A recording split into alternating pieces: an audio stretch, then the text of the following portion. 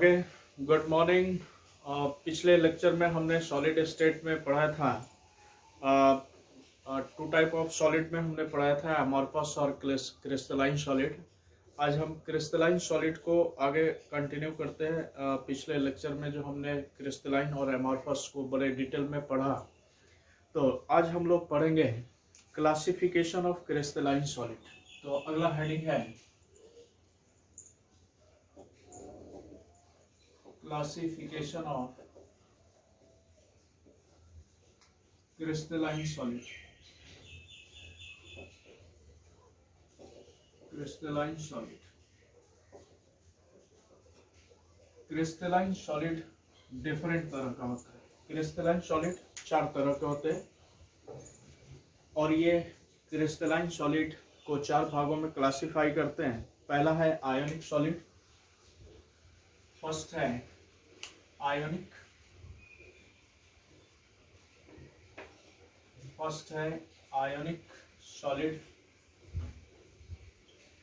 Solid.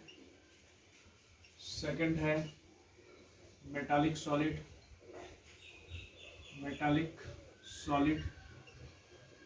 Next है third है molecular solid और फोर्थ है कोवैलेंट नेटवर्क सॉलिड। ये सॉलिड हमारे चार तरह के। हम इसको बारी बारी से डिटेल में सीखें। तो पहला हेडिंग है हमारा आयोनिक सॉलिड। आयोनिक सॉलिड क्या होता है? कभी भी सॉलिड बना हुआ है तो सॉलिड छोटे छोटे पार्टिकल से मिलके बने हुए हैं, और इसको एक ही जगह हम सारे को एक्सप्लेन कर दें तो आपको समझ में चीजें आ जाएगा। आयोनिक सॉलिड होता है जिसके छोटे छोटे पार्टिकल्स आयंस होंगे। अगर छोटे छोटे पार्टिकल्स आयंस होंगे तो उसको आयोनिक सॉलिड कहेंगे। अगर छोटे छोटे पार्टिकल्स मेटल के एटम्स होंगे तो उसको मेटालिक सॉलिड कहेंगे। अगर छोटे छोटे पार्टिकल्स मॉलिक्यूल्स होंगे, अगर मॉलिक्यूलर सॉलिड होगा तो उसके छोटे छोटे पार्टिकल्स मॉलिक्यूल्स होंगे। तो जब छोटे छोटे पार्टिकल्स उसके मॉलिक्यूल्स होंगे तो मॉलिक्यूलर सॉलिड।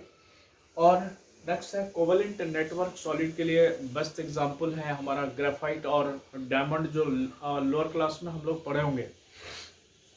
ग्रेफाइट होता है या कार्बन होता है, कार्बन का वैलेंसी 4 होता है। वो 4 डिफरेंट एटम से या सेम एटम से लिंक करके बॉन्ड बनाता है। तो डायमंड और ग्रेफाइट में क्या होता है? कार्बन कार्बन के साथ लिंक करता है और कार्बन कार्बन के साथ लिंक करके नेट जैसा, जाल जैसा बॉन्ड बनाता है। बहुत सारे बॉन्ड्स बनाते हैं, कोवैलेंट बॉन्ड्स बनाते हैं, उसको हम लोग कोवैलेंट नेटवर्क सॉलिड कहते हैं। तो अब आपको समझ में आ गया होगा कि ये चार तरह के जो सॉलिड है उनका क्लासिफिकेशन का बेस क्या है, कैसे उसको हम लोग चार भागों में क्लासिफाई करते हैं।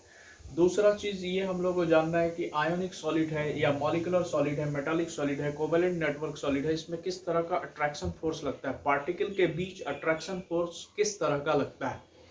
तो आयोनिक सॉलिड अगर है तो आयोनिक सॉलिड में अपोजिट चार्ज के कारण कैटायंस होते हैं, आनायंस होते हैं, और कैटायंस आनायंस के बीच जो अट्रैक्शन फोर्स लगता है इसको हम लोग पढ़ते हैं, केमिकल बॉन्डिंग में पढ़ाया गया होगा।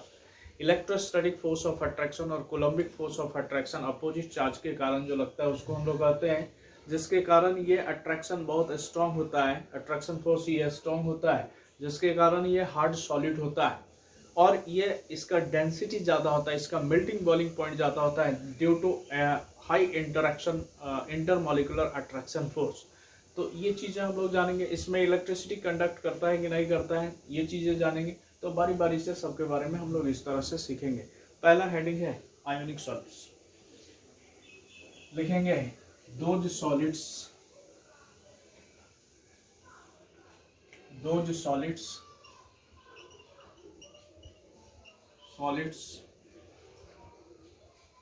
in which particles are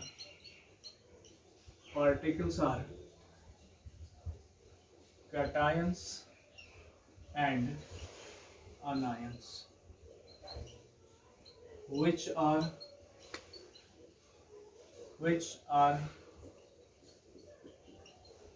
attracted by strong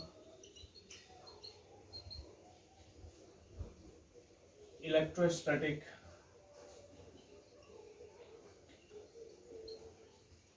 force of attraction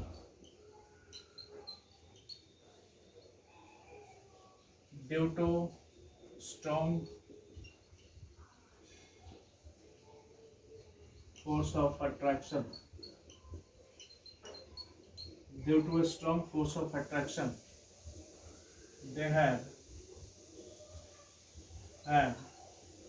high melting point and boiling point। इसका melting point boiling point high होता है और ये इलेक्ट्रिसिटी कंडक्ट नहीं करता है सॉलिड स्टेट में, does not conduct electricity in solid state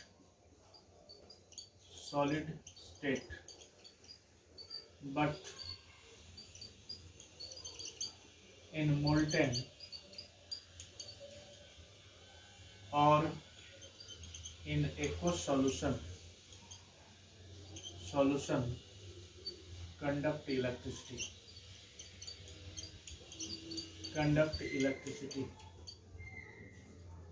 molten state में या एक्वस सॉल्यूशन में इलेक्ट्रिसिटी कंडक्ट करता है। तो ये चीज़ें हम लोग को समझ में आ गया आयोनिक सॉलिड्स के बारे में। दूसरा तरह का सॉलिड है molecular solid. Second type of solid molecular solid. जल्दी इसको नोट कर लें, हम इसको मिटाएंगे। मॉलिक्यूलर सॉलिड में छोटे छोटे पार्टिकल्स मॉलिक्यूल्स होंगे और मॉलिक्यूल्स होगा तो एक दूसरे के साथ इंटरेक्टेड होगा। Molecular solids those solids in which particles are molecules which are attracted through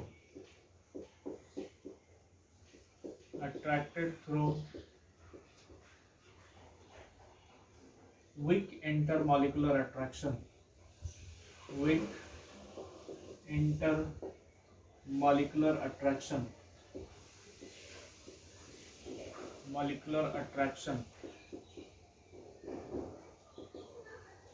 of van der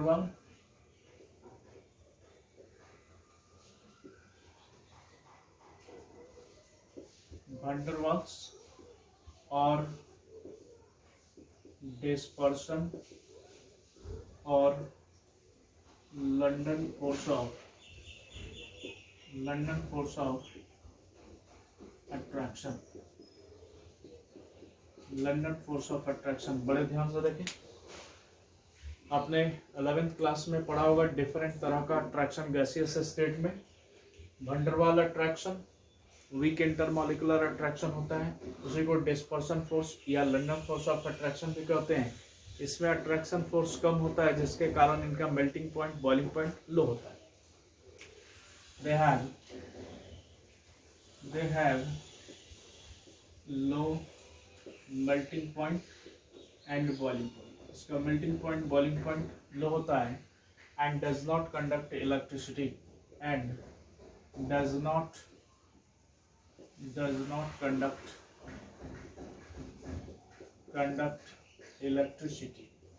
electricity conduct नहीं करता। इलेक्ट्रिसिटी कंडक्ट करता है कभी भी कोई भी सॉलिड जिसमें या तो फ्री इलेक्ट्रॉन्स होगा या फ्री आयंस होंगे। तो फ्री इलेक्ट्रॉन और फ्री आयंस नहीं होता, इसलिए ये इलेक्ट्रिसिटी कंडक्ट नहीं करता है। तो this is molecular solid. Molecular solids जो होते हैं ये 3 तरह के होते हैं। मॉलिक्यूलर सॉलिड्स 3 तरह के होते हैं। हम लोग इसको बारी बारी से सीखेंगे। इंटर मॉलिक्यूलर अट्रैक्शन के आधार पर हम लोग मॉलिक्यूलर सॉलिड को 3 भागों में क्लासिफाई करते हैं। फर्स्ट है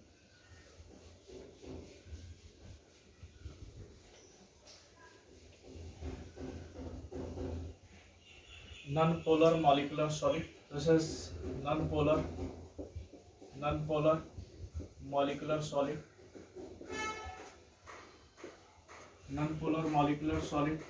अब इसके छोटे छोटे पार्टिकल्स होंगे, एक दूसरे के साथ वंडरवाल इंटरेक्शन से बंधा हुआ होगा, लेकिन उसमें इंटरमॉलिकुलर अट्रैक्शन फोर्स, जो वीक इंटरमॉलिकुलर अट्रैक्शन फोर्स होता है वंडरवाल इंटरेक्शन, उसमें कोई पोलराइजेशन नहीं होता है। पोलराइजेशन नहीं होता है तो उसको हम लोग कहते हैं non polar molecular solid. For example मान लिया जाए आयोडीन है, तो आयोडीन में आयोडीन के बीच बॉन्ड बना हुआ, दोनों की इलेक्ट्रोनेगेटिविटी बराबर है, इधर से इलेक्ट्रॉन ये और इधर से इलेक्ट्रॉन ये, दोनों इलेक्ट्रॉन को खींच रहा है, और इलेक्ट्रॉन को खींचने के कारण इसमें कोई पोलराइजेशन नहीं होता है। इसके इलेक्ट्रॉन्स इक्वली डिस्ट्रीब्यूटेड होते हैं, दोनों के बीच इक्वली डिस्ट्रीब्यूटेड होते हैं, इसमें कोई पोलराइजेशन नहीं होता है। तो आयोडीन मॉलिक्यूल जो है, आयोडीन का सॉलिड जो है, ये नॉन पोलर मॉलिकुलर सॉलिड का एग्जांपल है। जैसे हम पोलर अगर कहते हैं, तो अगर आपको यहाँ पर पोलर बता दें, जैसे HCl है, तो इसकी इलेक्ट्रोनेगेटिविटी ज़्यादा है, तो इस पर हो जाएगा पार्शियल प्लस और इस पर हो जाएगा पार्शियल, सॉरी इस पर पार्शियल प्लस और इस पर हो जाएगा पार्शियल माइनस। ये बॉन्ड पोलराइज करेंगे, और जब ये पोलराइज कर जाएगा तो दूसरे मॉलिक्यूल में भी पोलराइजेशन होगा, तीसरे में भी पोलराइजेशन होगा। पोलराइजेशन के कारण सारे मॉलिक्यूल एक दूसरे को अट्रैक्ट करें, अपोजिट चार्ज के कारण वो अट्रैक्ट करें। लेकिन यहाँ पर नॉन पोलर मॉलिकुलर सॉलिड में पार्टिकल्स में पोलराइजेशन नहीं होता है, और जब पोलराइजेशन नहीं होगा तो वो अट्रैक्शन और वीक होगा, इसका मेल्टिंग बॉइलिंग पॉइंट और कम होगा। तो इस तरह के सॉलिड्स जो होंगे वो नॉन पोलर मॉलिकुलर सॉलिड का एग्जांपल होगा। जैसे I2 है, जैसे CH4 है, जैसे Cl2 है, ये सब non polar ionic non polar molecular solid के एग्जांपल है। तो इसमें इंटर मॉलिकुलर अट्रैक्शन फोर्स कम हो। दूसरा है polar molecular solid. Polar molecular solids. Polar molecular solids क्या होता है? जब बॉन्ड का पोलराइजेशन हो जाए, जैसे HCl है, तो HCl HCl HCl HCl HCl HCl इस तरह से HCl है, इसमें partial plus partial minus, partial plus partial minus, partial plus partial minus, इस तरह से मॉलिक्यूल्स में पोलराइजेशन है। पोलराइजेशन के कारण अपोजिट पोल के बीच इंटरेक्शन होता है, तो ये इंटरेक्शन थोड़ा स्ट्रॉन्ग होता है, इसका डेंसिटी थोड़ा ज़्यादा होता है comparison to non polar molecular solids. तो ये बात समझ में आ गया होगा।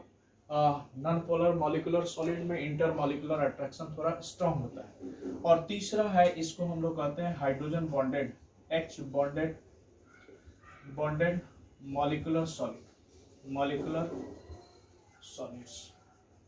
ये क्या होता है? हाइड्रोजन बॉन्डिंग आपने पढ़ा होगा लोअर क्लास में, ये भी आपने पढ़ा होगा हाइड्रोजन बॉन्डिंग। कभी भी हाइड्रोजन फ्लोरीन से अटैच हो, हाइड्रोजन ऑक्सीजन से अटैच हो, हाइड्रोजन नाइट्रोजन से अटैच हो, तो इस हाइड्रोजन पर हमेशा पार्शियल पॉजिटिव चार्ज होता है।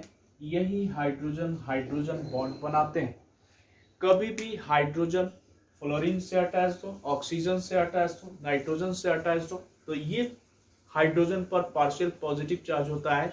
ये हाइड्रोजन किसी इलेक्ट्रॉन रिच एटम के साथ बॉन्ड बनाने का टेंडेंसी रखता है। तो ये हाइड्रोजन, जैसे मान लिया जाए हाइड्रोजन फ्लोराइड है, तो हाइड्रोजन फ्लोराइड यहाँ भी है, हाइड्रोजन फ्लोराइड यहाँ भी है, या हाइड्रोजन फ्लोराइड, इस तरह से बहुत सारे हाइड्रोजन फ्लोराइड के मॉलिक्यूल है।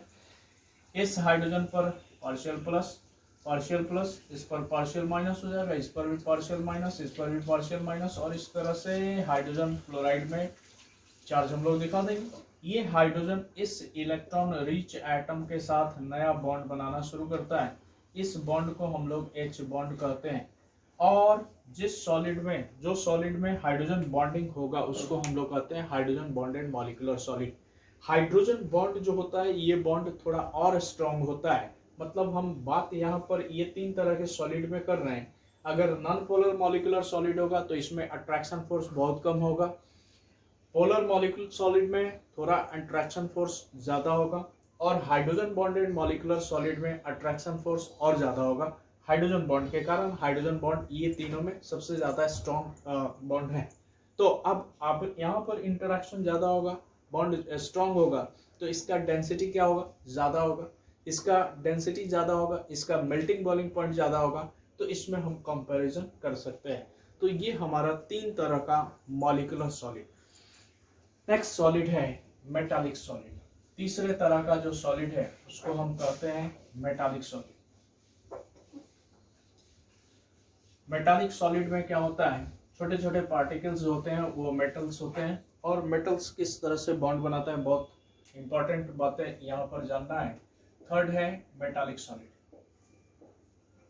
मेटालिक सॉलिड, मेटालिक सॉलिड में क्या होता है, छोटे छोटे पार्टिकल्स मेटल एटम्स होंगे। those solids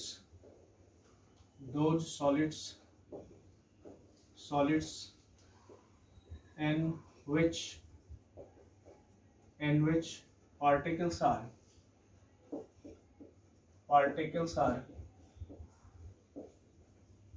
metal atoms which are bonded through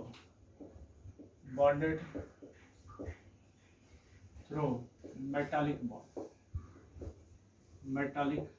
bond due to a strong bond they have high melting point and boiling point. melting point boiling point ज़्यादा होता है, and due to free electrons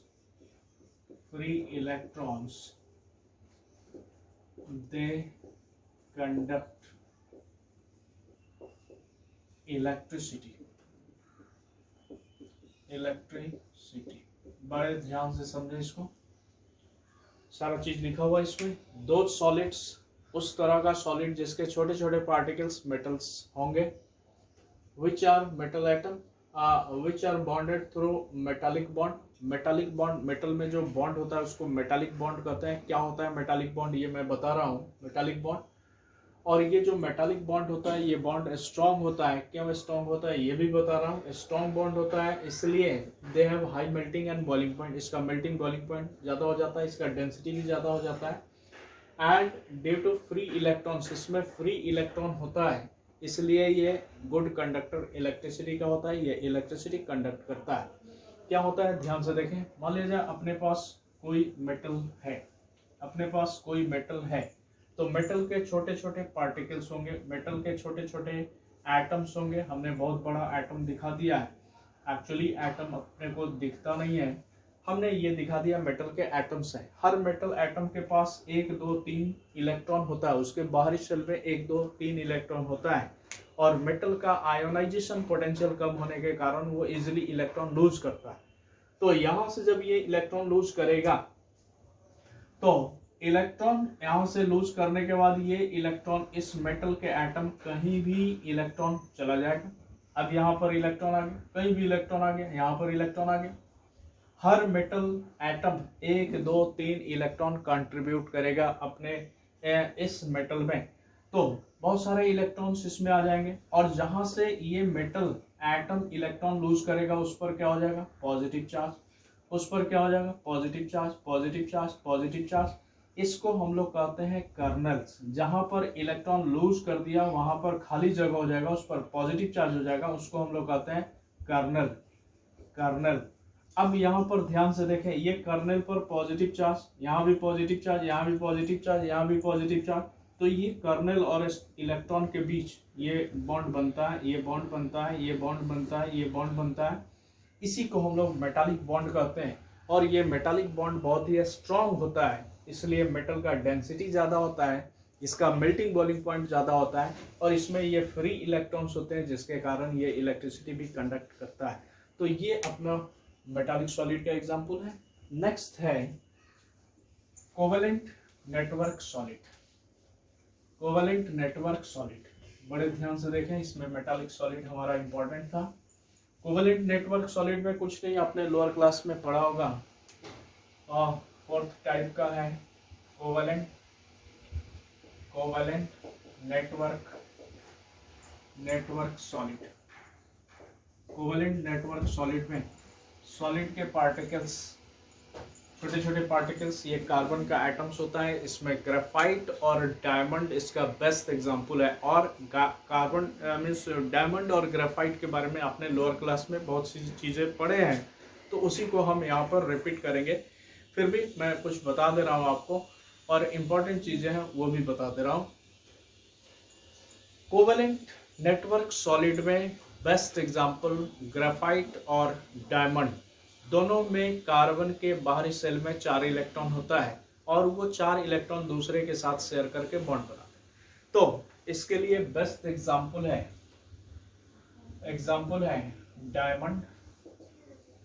diamond and graphite.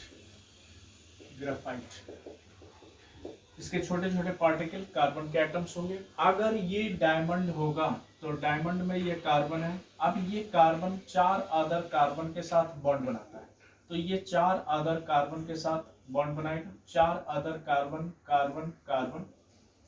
Carbon, ये भी 4 other carbon के साथ bond बनाएगा। तो यहाँ भी हो गया कार्बन, इस तरह से कार्बन, हर कार्बन एक दूसरे के साथ मीन्स 4 कार्बन एटम के साथ ये बॉन्ड बनाएगा। तो इस तरह से ये कार्बन का सॉलिड बनेगा। ये कार्बन का शेप जो होता है वो टेट्राहेड्रल होता है। और इस कार्बन ने चारों इलेक्ट्रॉन को शेयर कर लिया है, इसलिए इसका डेंसिटी बहुत ही हाई होता है।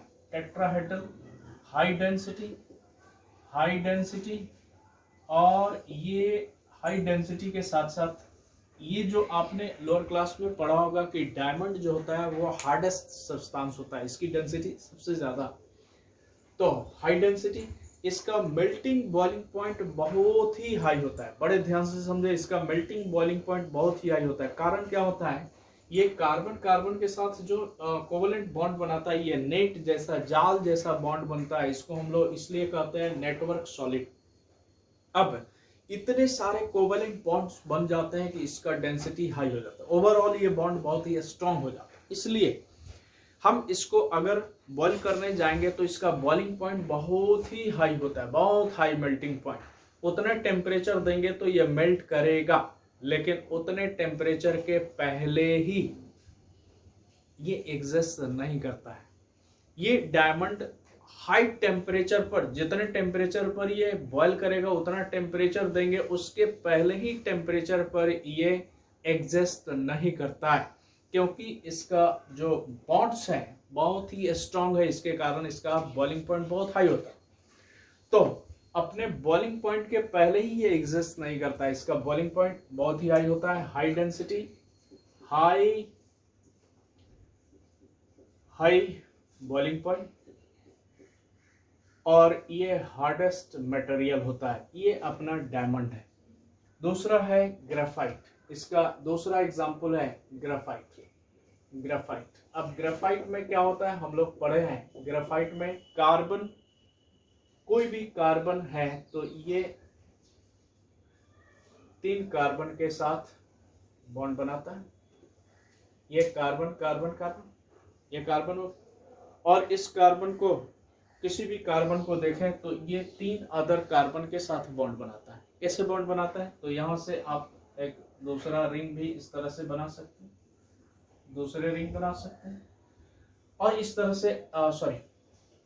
तरह से हम लोग बहुत सारे रिंग को बना सकते हैं कार्बन के साथ। और ये इसमें जो जानने वाली बातें हैं वो ये बातें हैं कि कार्बन ये लेयर वाइज बना हुआ रहता है। मतलब ये कार्बन इसके साथ इंटरेक्शन, इसका इंटरेक्शन इसके साथ, इसका इंटरेक्शन इसके साथ, इस तरह से इसका इंटरेक्शन इसके साथ, इसका इंटरेक्शन इसके साथ, इसका इंटरेक्शन इसके साथ, लेयर वाइज ये बना हुआ है। इसको कहने का मतलब ये है कि ये लेयर वाइज बना हुआ है।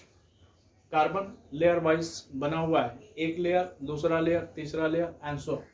इसमें कोई भी कार्बन जो होता है वो 3 बॉन्ड बनाता है, लेकिन इसके पास 4 इलेक्ट्रॉन्स होते हैं, 4 इलेक्ट्रॉन होता है, लेकिन बॉन्ड ये 3 ही बनाता है, एक इलेक्ट्रॉन इसका फ्री रहता है।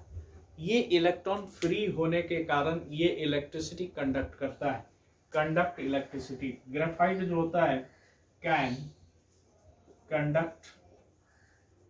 कंडक्ट इलेक्ट्रिसिटी, ये इलेक्ट्रिसिटी कंडक्ट करता है, इलेक्ट्रिसिटी कंडक्ट करता है। और इसका डेंसिटी कम होता है, लो डेंसिटी, इसका डेंसिटी कम होता है। और ये सॉफ्ट सॉलिड होता है, ग्रेफाइट इज सॉफ्ट सॉलिड होता है ये। और सॉफ्ट होने के कारण इसको हम लोग एज अ लुब्रिकेंट यूज करते हैं, इसको पेंसिल लिड में हम लोग काम करते हैं। यह गुड कंडक्टर होता है, इसलिए इसको इलेक्ट्रोड वगैरह इलेक्ट्रोलाइसिस के प्रोसेस में हम लोग इलेक्ट्रोड भी बनाते हैं। तो ये हमारा ग्रेफाइट है और ये डायमंड है, जिसको आपने लोअर क्लास में भी पढ़ा है। यहाँ पर इसके बारे में जो चीज़ें आपको जानना था ये हमने बता दिया। हमारा जो क्रिस्टलाइन सॉलिड है ये 4 तरह का। इसके नेक्स्ट क्लास में हम लोग सीखेंगे। अब हम क्रिस्टलाइन सॉलिड में आगे सीखेंगे space lattice, bravais lattice, unit cell, इसकी बात करेंगे। और इसके आगे जब हम लोग अब आगे के जो क्लासेस करेंगे वो बहुत इंटरेस्टिंग होगा और वो बहुत आपके लिए इम्पोर्टेंट भी होगा।